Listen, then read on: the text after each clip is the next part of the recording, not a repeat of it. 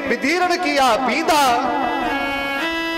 परंतु तुम्हारे मुंह से एक भी उफ नहीं निकली, मेरे ऊपर करुणा की दृष्टि पड़ती रही। अरे भीष्म पितामह, युग युग जियो, युग युग जियो।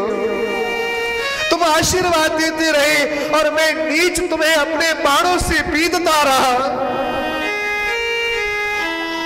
मुझे नीच को जब ये पता लग गया कि तुमने प्रतिज्ञा कर ली है कि मैं महाभारत के युद्ध में शस्त्र नहीं उठाऊंगा, तो मुझ दुष्ट ने प्रतिज्ञा कर ली कि जो ना मैं हरि शस्त्र कहाऊं तो लाजो गंगा जननी को शांतन सुत न कहाऊं।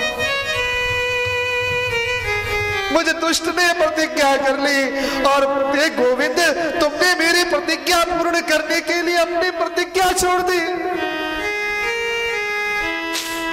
अपनी प्रतिज्ञा उस महाभारत के युद्ध के समय तुम अर्जुन को बार बार धिक्कारते कि अर्जुन तुम्हारे बाणों में ताकत नहीं है। अर्जुन पूरे बल से लड़ रहा था, परंतु उकसाने के लिए तुमने, केवल इसलिए और दिखाने के लिए तुम पहिया लेकर, रथ का पहिया लेकर दौड़े कि अर्जुन तेरे बस का नहीं है, मैं युद्ध करता हूं। केवल मेरी प्रतिज्ञा पूर्ण करने के लिए तुम वो शस्त्र लेकर मेरी ओर भागे। मुझे जैसी नीच की प्रतिज्ञा तुमने रख ली और अपनी प्रतिज्ञा को नीचा कर दिया। ये संसार के लोग कितने दुर्भागी हैं, तुम्हारी इस दयालुता कृपालुता का अनुभव नहीं करते और अपने झूठे मैं मेरेपन में पड़ जाते हैं। मैं जब जब तुम्हारी लीलाओं का ध्यान करता हूं, अरे तुमने पांडवों के लिए क्या क्या नहीं किया। इनके सारथी बने, इनके घोड़ों को नहलाया धुलाया, इनके दूत बने। और राजसूय यज्ञ में जब देखता हूं कि तुम युधिष्ठिर महाराज के राजसूय यज्ञ में उनके सभी आए हुए अतिथियों के चरण पखार रहे थे, जब मैं तुम्हारी उस लीला का ध्यान करता हूं तो मेरा ये चित्त व्याकुल हो जाता है। गोविंद, तुम भक्तों के ऊपर सदैव दया करते हो, कभी भी अपनी मान बढ़ाई नहीं चाहते, अपने भक्तों की ही मान बढ़ाई को ऊपर रखते हैं कि मेरे भक्त मेरे से बढ़कर हैं। द्रौपदी की चप्पल तक तुमने उठा ली, नंदा नाई तुम बन गए। अरे तुम क्या क्या नहीं करते हो। मैं तुम्हारी जब उस बाल लीला का ध्यान करता हूं कि किस प्रकार यशोदा मैया तुम्हारी और सोटी लेकर दौड़े कि ठहर, तूने माखन की मटकियां तोड़ी है, और तुम एक साधारण बच्चे की तरह भयभीत होकर नेत्रों से छल छल करके तुम्हारे आंसू गिर रहे थे।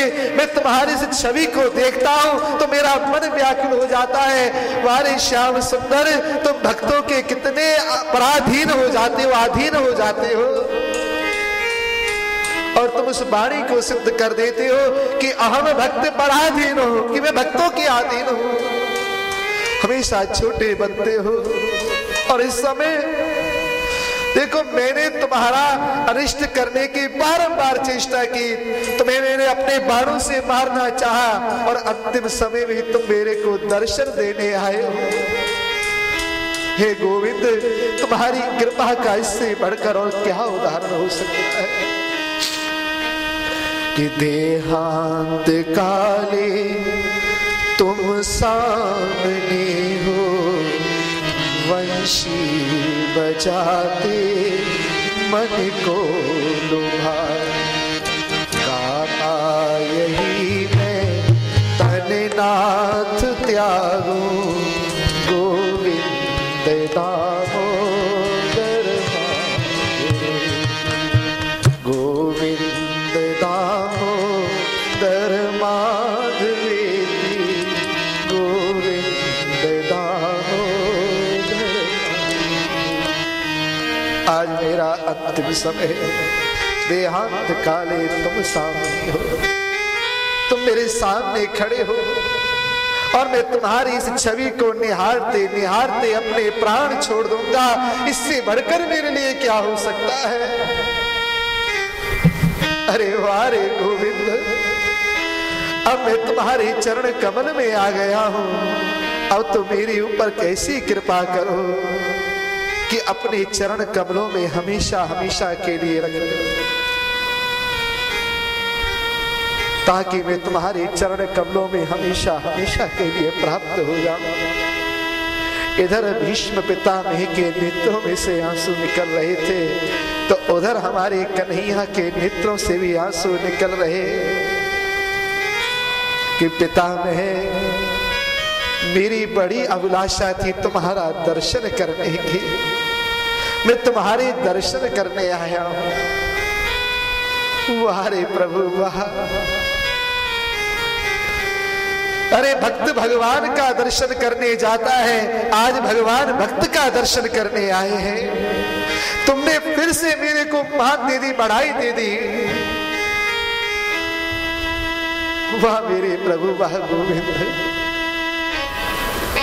तुमने इन पांडवों के लिए सब कुछ किया, हमारे लिए सब कुछ किया और सदैव हमारे ऊपर कृपा बरसाई।